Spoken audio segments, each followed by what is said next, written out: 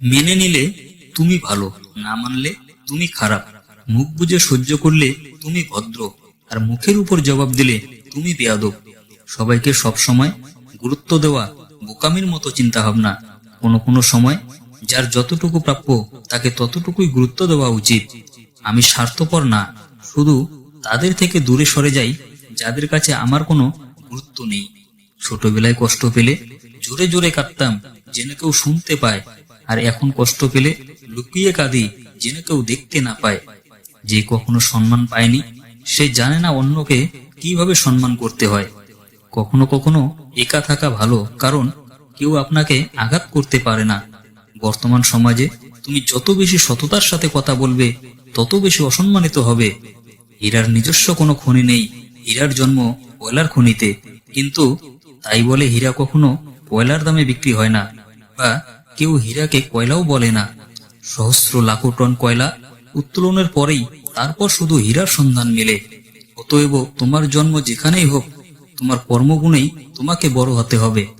আপনি ভালো মানুষ হলে সবাই আপনার সাথে ভালো ব্যবহার করবে, এমনটা আশা করা ঠিক নয়। আমি অনেক মানুষ দেখেছি যাদের শরীরে কোনো পোশাক নেই, আবার আমি অনেক পোশাক দেখেছি যাদের ভিতরে কোনো মানুষ নেই।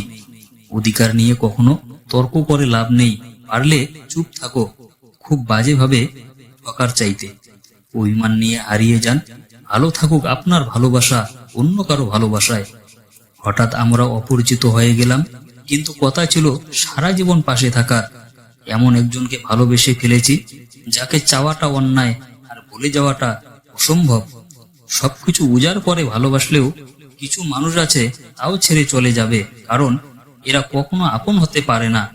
নিজের মন খারাপ নিজেই ভালো করতে শেখো, কারণ তোমার তুমি ছাড়া আর কেউ নেই।